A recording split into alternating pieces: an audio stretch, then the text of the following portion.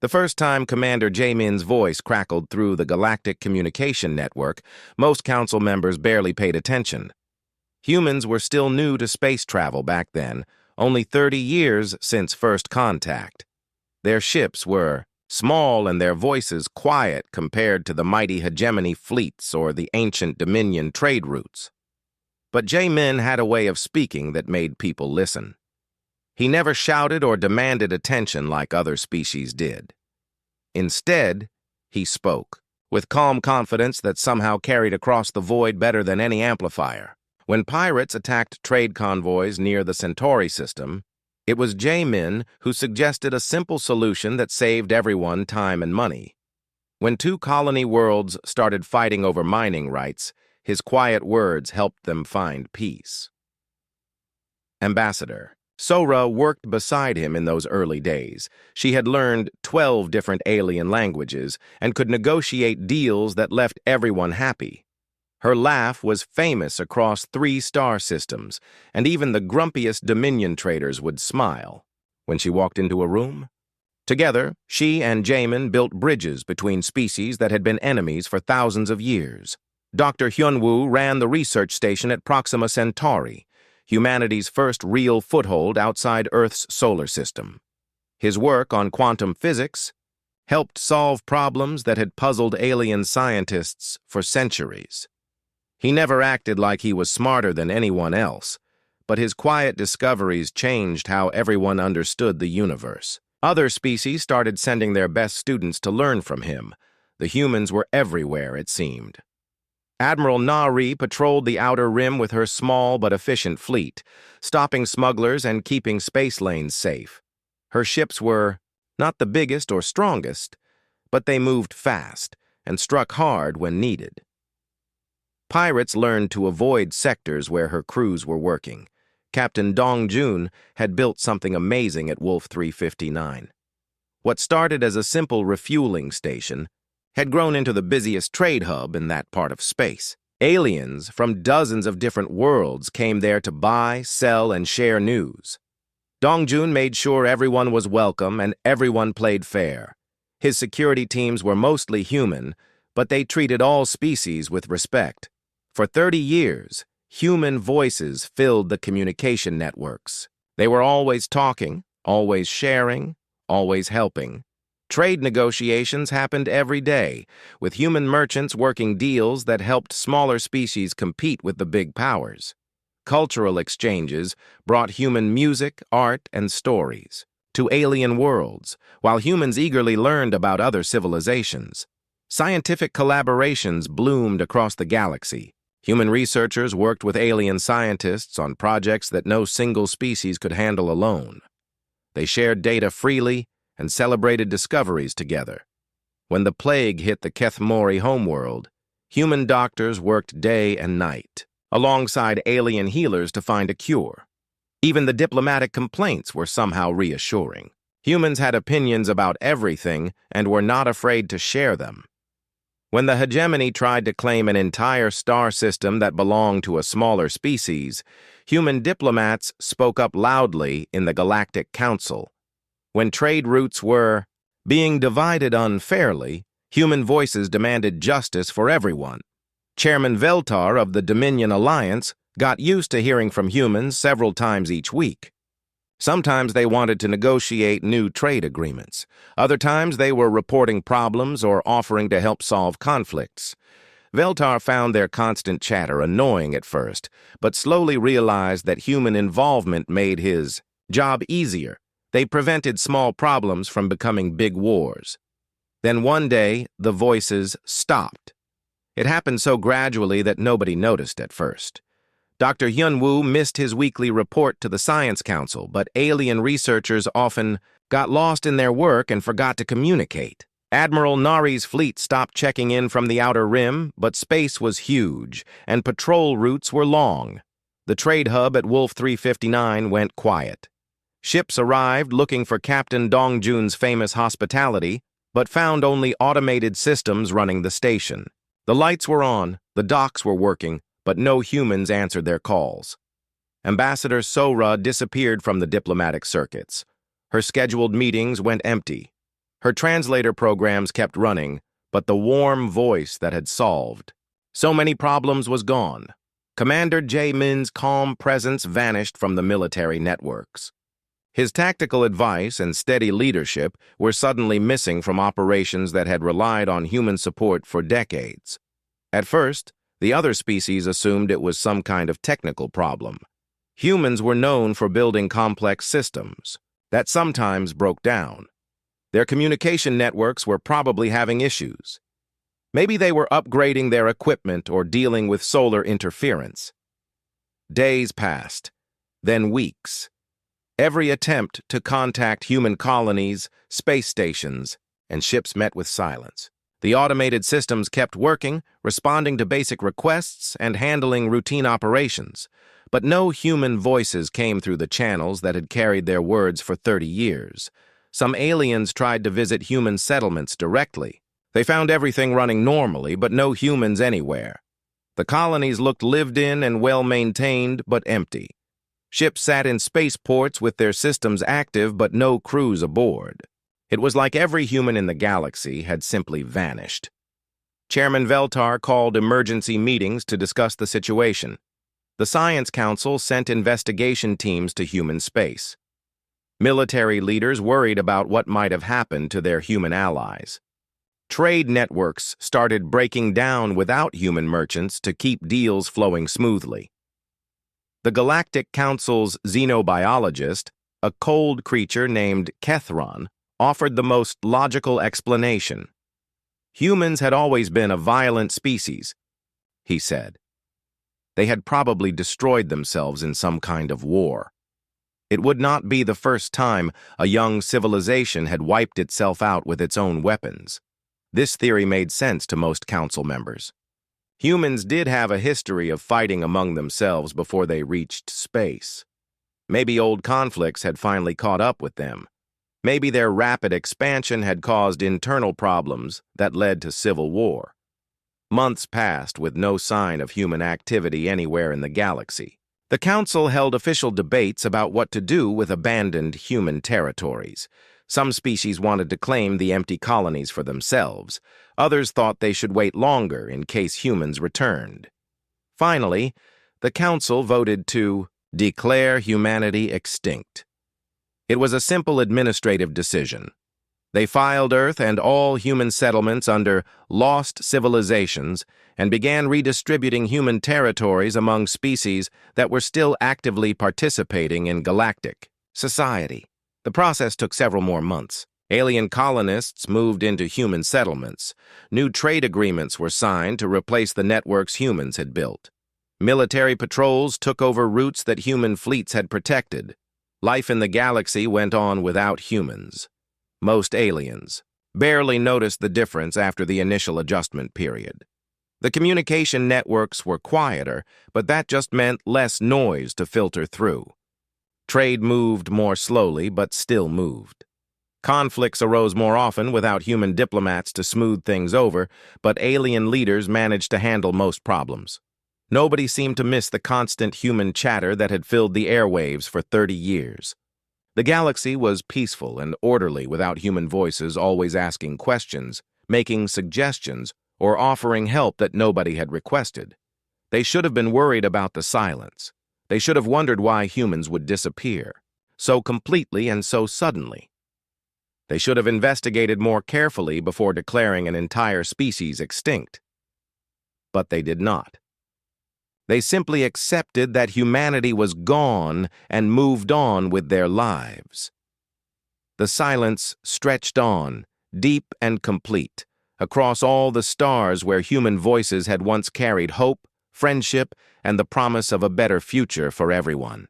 In the galaxy, the quiet was absolute, and it was terrifying. 3 years before the silence began, Chief Intelligence Officer Min Ho sat in his small office on Luna Base, reading reports that made his blood run cold. The messages had been intercepted from deep space communication channels that most species thought were secure. But humans had always been good at listening to conversations they were not supposed to hear. The first message came from the Hegemony War fleet stationed near the Vega system. Admiral Zethmore was discussing something called the human problem with his commanding officers. They talked about humans the way farmers might discuss weeds in their crops. Something that had grown too fast, spread too far, and needed to be removed before it caused more trouble. Minho read through dozens of similar messages over the following weeks. The pattern became clear quickly. Species across the galaxy were growing worried about human influence. They did not like how humans had become involved in so many different conflicts and trade disputes. They especially did not like how other species were starting to copy human ideas about fairness and cooperation. The worst message came from a secret meeting of the Galactic Council itself. 49 species had voted in a session that was supposed to be classified for the next 1,000 years. The topic was something they called gentle relocation of problematic populations. The vote was 49-1 in favor. Only the Kethmori had voted against the plan. They had been humanity's first friends in space and remained loyal even when other species turned hostile. But one vote could not stop what was coming. Minho immediately sent copies of everything to President Yujin on Earth. She called an emergency meeting of the Terran High Command within hours of receiving the intelligence reports. The meeting was held in a bunker complex buried deep beneath Seoul, in rooms that were shielded against every known form of electronic surveillance. The people who gathered in that bunker represented the best of humanity. President Yujin had led Earth through 30 years of peaceful expansion into space. General Tae-ho commanded the Terran Defense Forces, small but well-trained military units that had earned respect throughout the galaxy. Fleet Admiral Subin controlled humanity's space navy, which was not large, but had proven surprisingly effective in several small conflicts. The most mysterious person in the room was Dr. Ji-hoon, a theoretical physicist whose work had made human, faster-than-light travel possible. He rarely spoke at meetings, but when he did talk, everyone listened carefully. His ideas had changed how humans moved through space, and rumors suggested he was working on projects that could change much more. President Yujin spread the intelligence reports across the conference table. The evidence was clear and terrifying. The galaxy's major powers had decided that humanity needed to be contained. The plan was simple and had been used on other species before. A massive fleet would arrive at Earth with overwhelming force. Humans would be given a choice between total surrender or complete destruction. If they surrendered, all humans would be moved to a single world chosen by the Galactic Council. It would be a nice place with good weather and plenty of resources, but it would also be isolated and easy to monitor. Humans would be allowed to live there peacefully as long as they never tried to leave or contact other species again.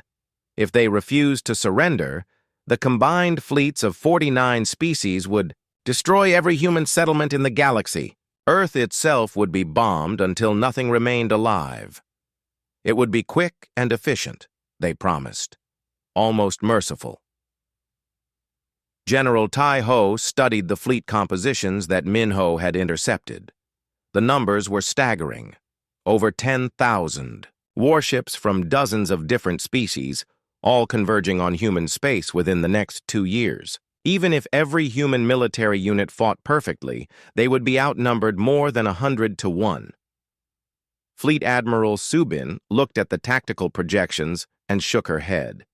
There was no way to win a direct fight against those odds. Human ships were good, but they were not miracles. Human crews were brave and skilled, but bravery could not stop that much firepower. Dr. Ji-hoon sat quietly through most of the meeting, reading the reports with the same calm expression he wore when solving complex physics problems. Finally, President Yujin asked for his opinion. The physicist looked up from the papers and spoke in his soft, careful voice. He said that the enemy was making a critical error in their planning. They assumed humans would react the way other species had reacted when faced with similar threats. They expected panic, desperate fighting, or quick surrender. But humans were not like other species, Dr. Ji-hoon explained. They had evolved as pack hunters on a world where survival often meant staying quiet and waiting for the right moment to strike. Other species had evolved differently. Most were either herd animals that panicked under pressure or territorial fighters that attacked immediately when threatened.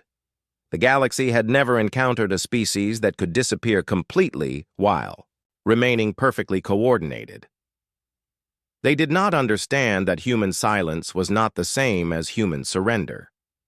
President Yujin listened to Dr. Ji-hoon's analysis and made a decision that would change galactic history. If the enemy wanted humans to be quiet, then humans would be quiet. But they would use that silence to become something the galaxy had never seen before. She authorized a plan that had no official name but would later be called Protocol Phantom. Every human settlement, every ship, every outpost would stop all external communications immediately. Trade would end. Diplomatic contacts would cease. Scientific collaborations would be abandoned. To the rest of the galaxy, it would look like humans had simply vanished. Maybe they had destroyed themselves in a civil war. Maybe they had decided to isolate themselves from galactic civilization. Maybe some plague or disaster had wiped them out. The important thing was that they would no longer be seen as a threat. But while the galaxy forgot about them, humans would prepare for war like no species had ever prepared before. General Tae-ho would oversee the militarization of every human world. Civilian factories would be converted to produce weapons and ships.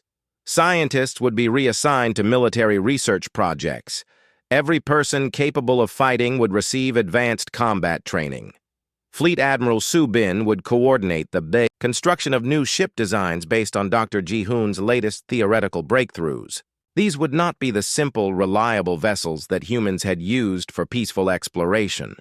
They would be weapons designed specifically to fight against impossible odds. Dr. Ji-hoon himself would lead the most secret project of all. He had been working on theories about manipulating dark matter, the invisible substance that made up most of the universe. If his calculations were correct, humans could build weapons that worked on principles other species did not even know existed. The meeting ended with President Yujin's words echoing through the bunker. If the galaxy wanted predators to go quiet, then they would learn what happened when predators were done hunting in the open. Protocol Phantom began that same day. Communication networks went dark. Trade ships stopped making their scheduled runs. Diplomatic messages went unanswered. Research stations fell silent. Within a week, human voices had disappeared from the galactic communication grid. The 30-year conversation between humanity and the rest of the galaxy simply ended, leaving only automated systems to maintain basic operations. The aliens noticed the silence quickly, but they misunderstood what it meant. They thought it meant humanity was weak or broken or gone. They were wrong. The silence meant that humanity was learning to hunt in the dark.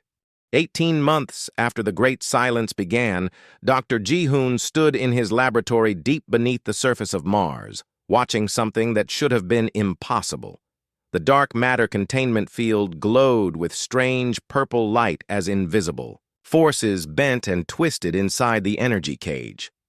For the first time in human history, they were not just detecting dark matter, but actually controlling it. The breakthrough had taken months of careful work. Dark matter was everywhere in the universe, but it almost never interacted with normal matter. Scientists could measure its effects on gravity, but they could never touch it or change it. Dr. Ji-hoon had found a way to make it respond to controlled electromagnetic pulses in very specific patterns.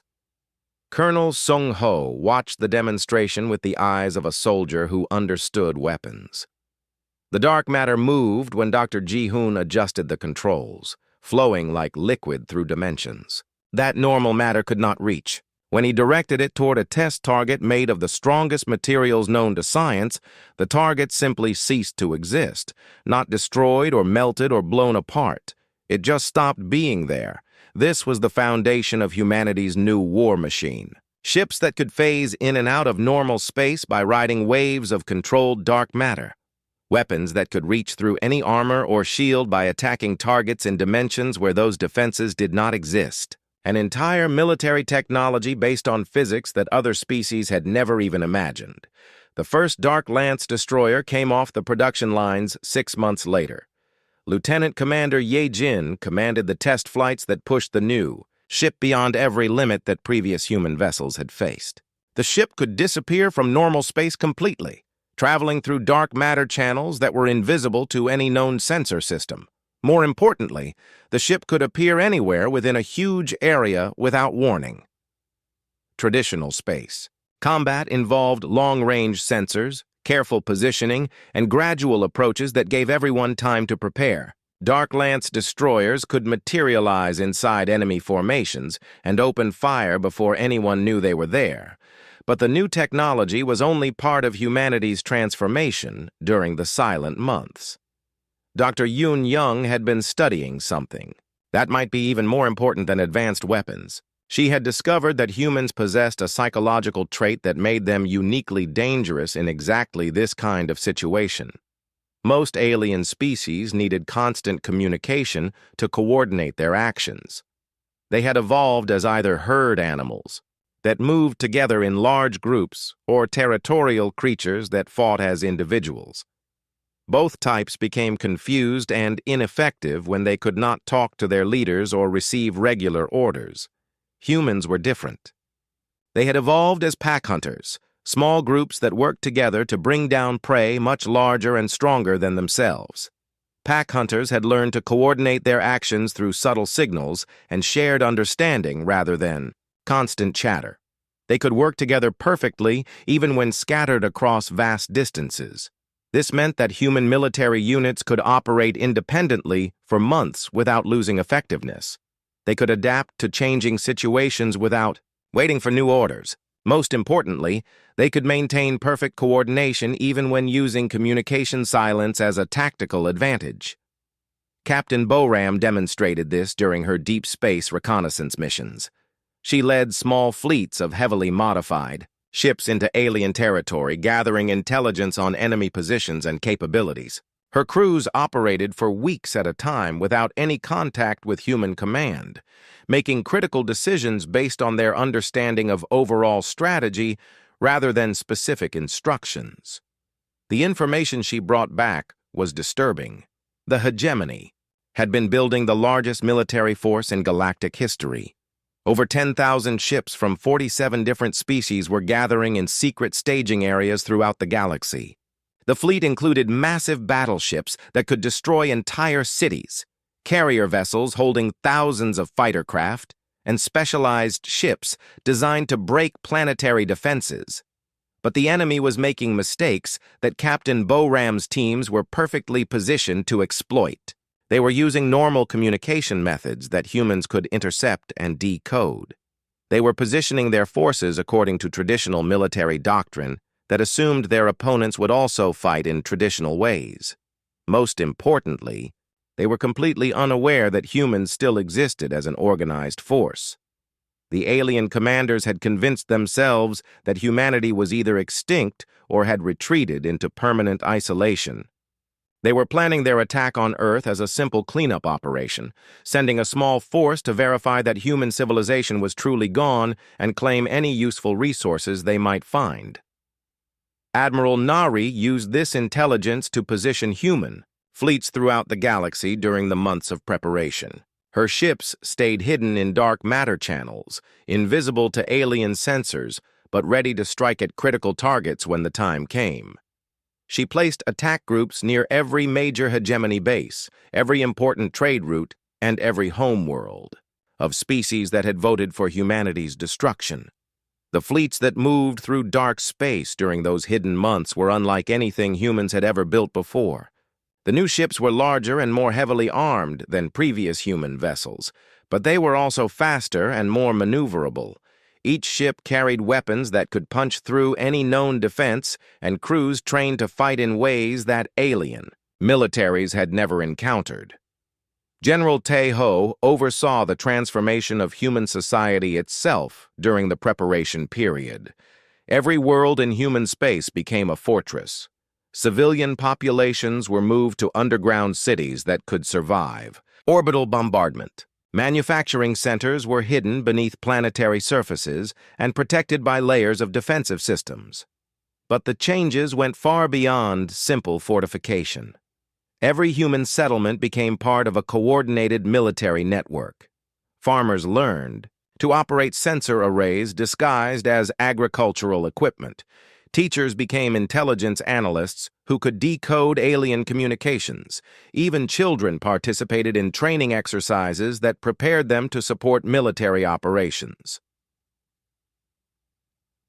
The transformation was so complete that humanity became something the galaxy had never seen before. They were not just a species with advanced technology or superior tactics. They had become a civilization where every individual was part of a single, unified military force dedicated to survival and victory. Dr. Ji-hoon's final breakthrough came just weeks before the enemy fleet was scheduled to arrive at Earth. He had found a way to weaponize space itself, creating fields of twisted dark matter that could trap enemy ships in dimensional bubbles where normal physics stopped working. Ships caught in these fields would find their engines dead, their weapons useless, and their crews helpless. The weapon required enormous amounts of energy to create and could only be used in specific locations where dark matter concentrations were high enough. But it would allow human forces to control entire battlefields by making large areas of space completely impassable to enemy vessels.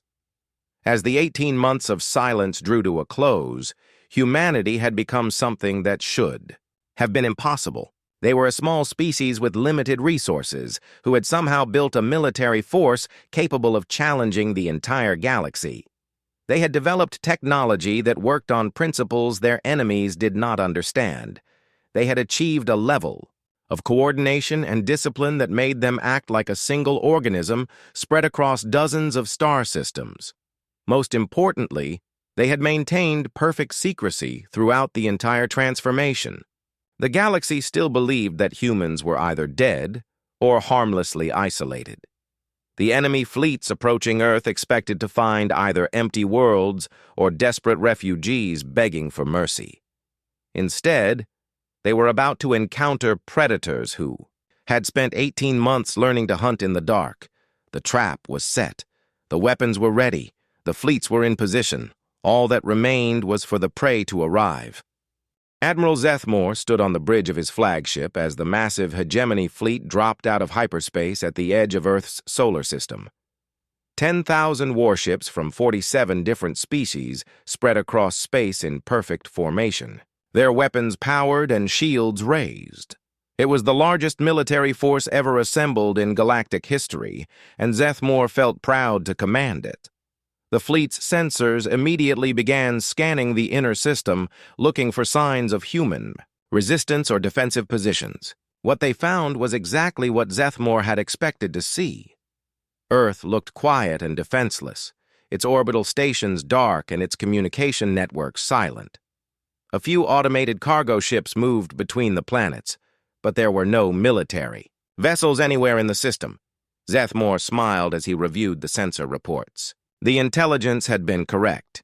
Humanity was either extinct or had fled their homeworld entirely. This would be the easiest conquest in his long career.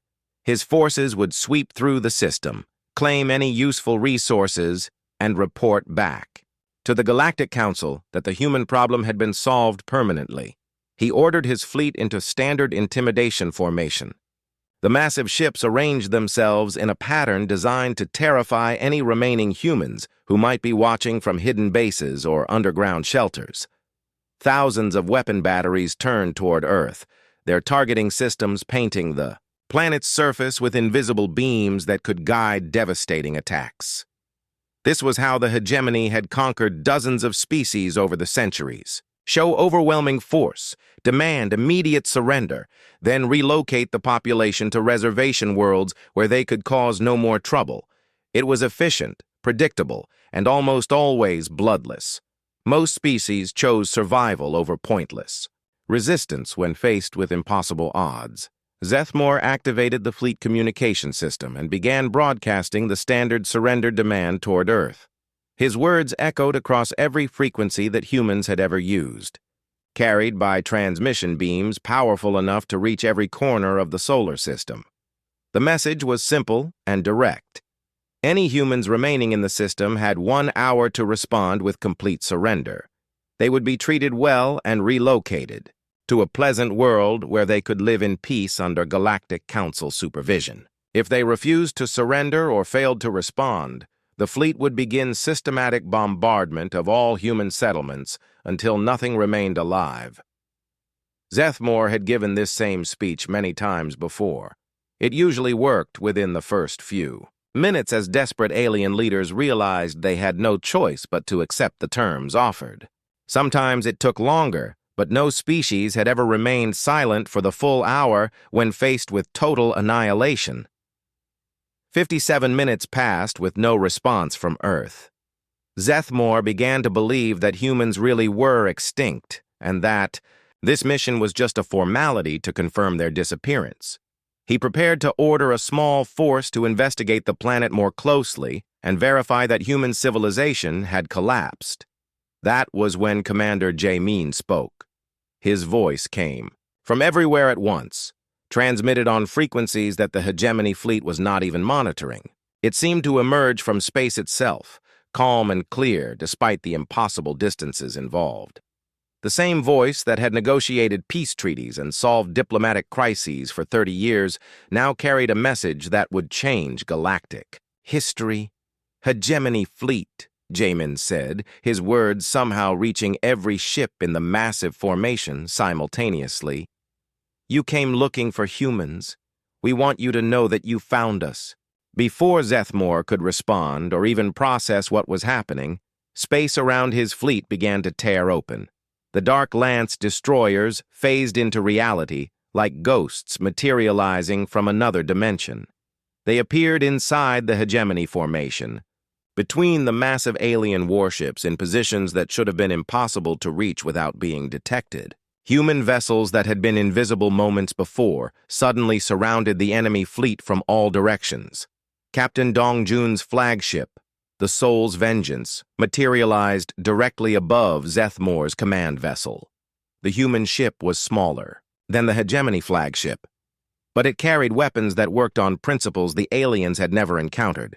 Dark matter cannons that could reach through any shield, phase torpedoes that exploded inside enemy hulls, and energy beams that bent space itself. The battle began and ended in the same instant. Zethmore watched his tactical display fill with impossible readings as human weapons struck targets throughout his fleet. Ships that had been there moments before simply vanished from his screens, not destroyed but somehow erased from normal space.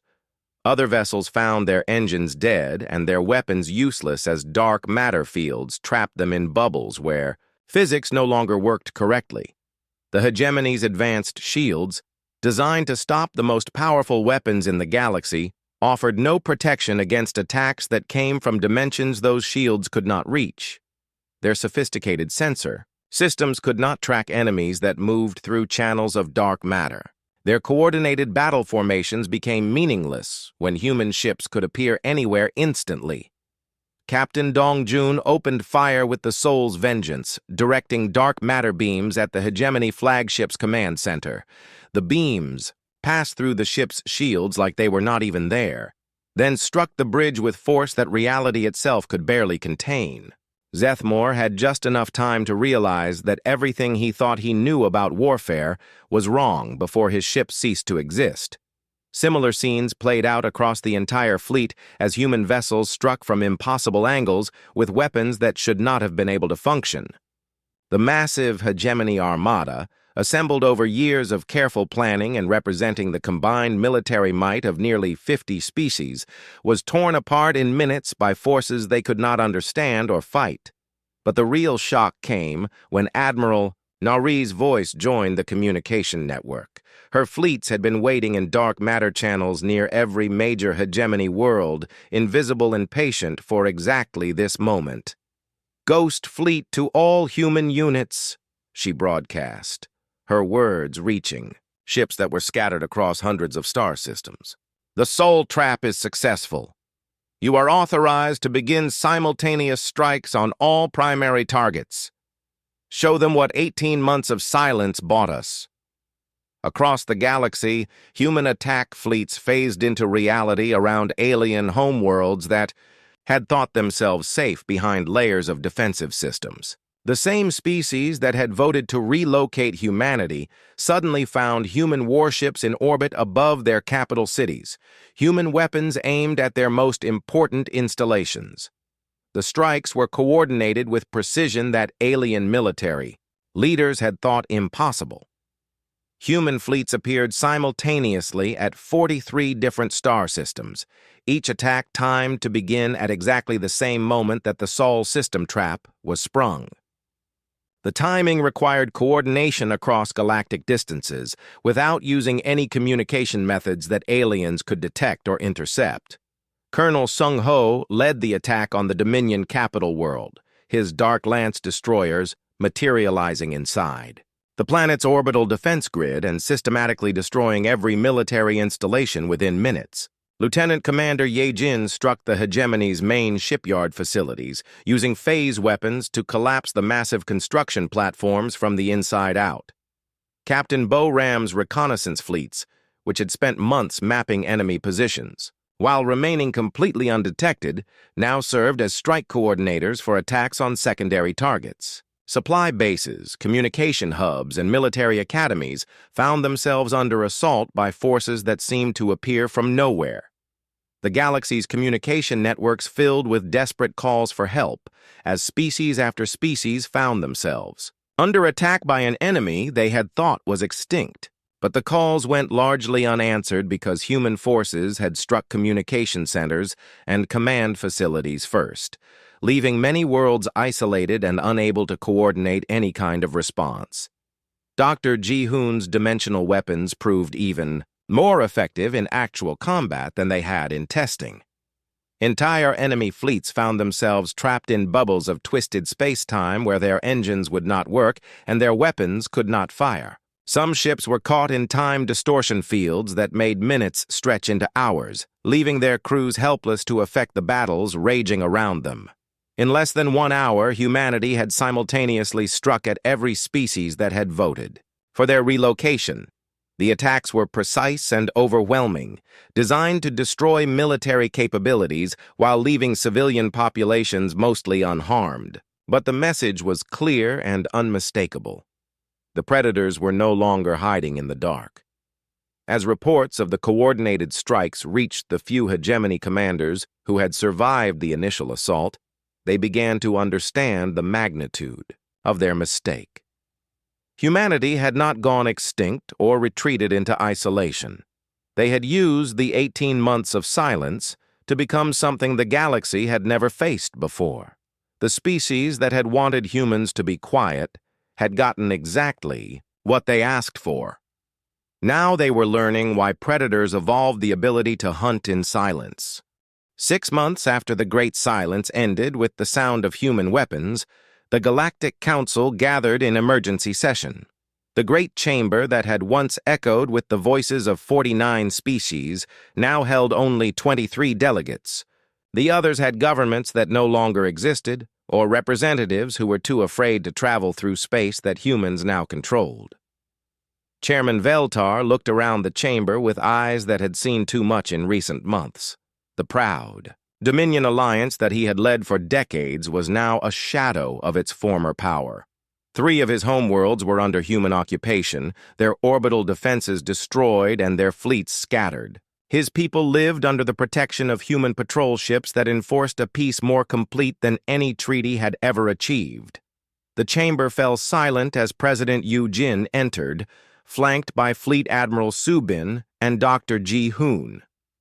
The same woman, who had once been just another minor voice in galactic politics, now commanded attention from every being in the room. Her footsteps echoed in the quiet space as she walked to the center of the chamber, exactly where human ambassadors had stood for 30 years before the silence began. Behind her came figures that the surviving council members recognized from intelligence reports and nightmare scenarios. General Tejo, whose armies now occupied 17 different worlds. Admiral Nari, whose fleets patrolled every major trade route in known space. Commander Jae-min, whose tactical genius had orchestrated the most devastating military campaign. In galactic history, President Yujin stood quietly for a long moment, letting the silence stretch until every alien in the chamber understood exactly what human quiet meant now. When she finally spoke, her voice carried the same calm authority that had once offered friendship and cooperation to species across the galaxy. "You wanted us quiet," she began, her words falling into the silence like stones into still water. "You got your wish, but you misunderstood what human silence means. When prey animals go quiet, it means they are hiding or dying. When predators go quiet, it means they are hunting."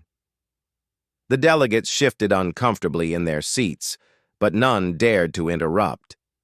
They had learned what happened to species that tried to argue with humanity's new position in the galaxy. President Yujin activated a holographic display that filled the center of the chamber. The projection showed a three-dimensional map of known space, with human-controlled systems marked in blue and remaining independent territories in various other colors. The blue areas covered nearly a third of the map, spreading out from Earth, like branches of a vast tree. "For 30 years, we participated in your galactic civilization," Yujin continued. "We shared our knowledge, helped solve your conflicts, and tried to build a future where all species could prosper together. We thought we were building friendships that would last for generations." She touched a control, and the display shifted to show voting records from the secret Galactic Council session that had authorized humanity's relocation. 49 votes in favor, 1 against. The numbers glowed in the holographic space, a permanent record of the galaxy's betrayal. Instead, you met in secret and decided that humanity was a problem to be solved. You voted to remove us from the galaxy like farmers removing weeds from their crops. You planned to relocate our entire species to a single world where we could be monitored and controlled. Fleet Admiral Subin stepped forward and activated another display showing the current military situation. Human fleets were positioned throughout the galaxy, their dark matter signatures marking presence at key strategic points that no other species could match or counter. You assembled the largest military force in galactic history to accomplish this relocation, Subin said, her voice carrying the authority of someone who had just won the most one-sided war anyone could remember. Over 10,000 ships from 47 species. You thought overwhelming force would make us surrender without fighting. The display showed the wreckage of that massive fleet, scattered across the Sol system in pieces too small to salvage. The proud warships of dozens of species had been reduced to debris fields that would orbit Earth's sun for centuries as monuments to the galaxy's mistake. You expected to find desperate refugees begging for mercy, Subin continued. Instead, you found predators who had spent 18 months learning to hunt in the dark. Your fleets lasted 17 minutes against weapons you cannot understand and tactics you cannot counter. Dr. Ji-hoon moved to the display controls, bringing up technical readouts that made several alien delegates shrink back in their seats. The data showed dark matter manipulation capabilities, dimensional weapon systems, and fleet coordination methods that seemed impossible according to known physics. We developed technology that works on principles your science has not discovered, the physicist said quietly. We learned to move through dimensions where your sensors cannot detect us and strike with weapons that ignore your defenses. We became something your military doctrine had never encountered. Captain Boram entered the chamber carrying data tablets that she distributed to each surviving delegate. The information contained detailed intelligence profiles on every species present, showing that humanity knew more about their capabilities, resources, and weaknesses than they knew about themselves. We also learned everything about you, Boram said, as aliens read through reports that revealed their most closely guarded secrets. Your military bases, your trade routes, your political structures, your economic dependencies. We used our silence not just to prepare for war, but to understand exactly who we were fighting.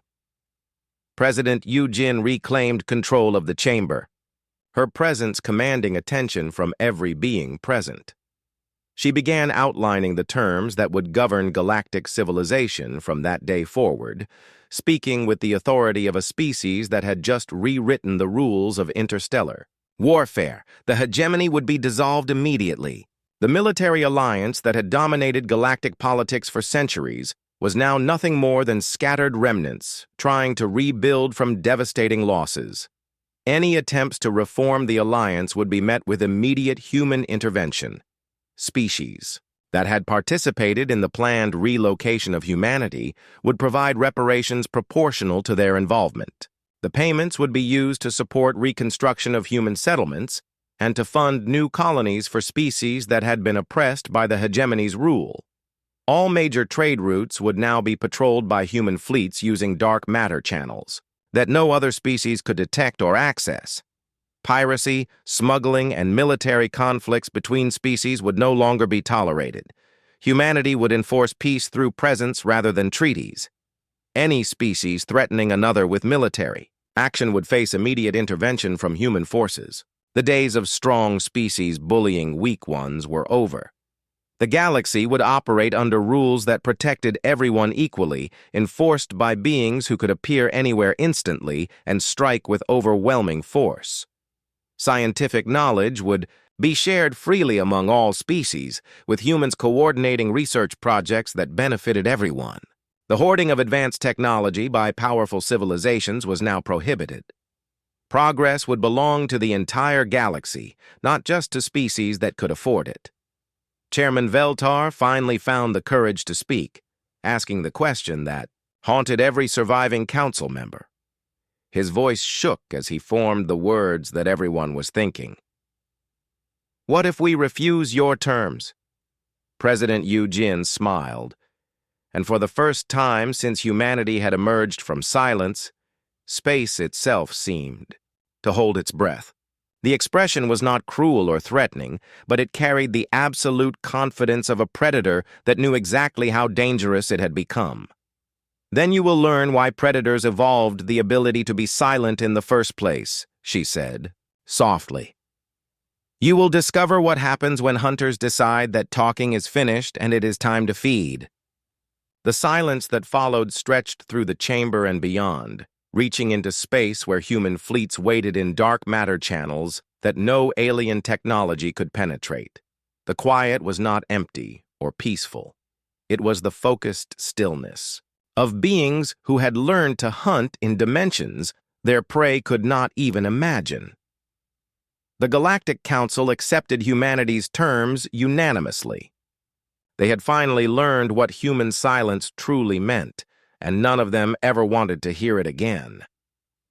The galaxy had a new apex predator, and it had evolved from a species that everyone had underestimated. The humans who had once offered friendship and cooperation now ruled through demonstrated superiority and enforced peace. They had been quiet when the galaxy wanted them gone. Now they would be loud when the galaxy needed them to speak. The age of human dominance had begun, built on 18 months of silence that had changed everything. The predators were no longer hiding in the dark.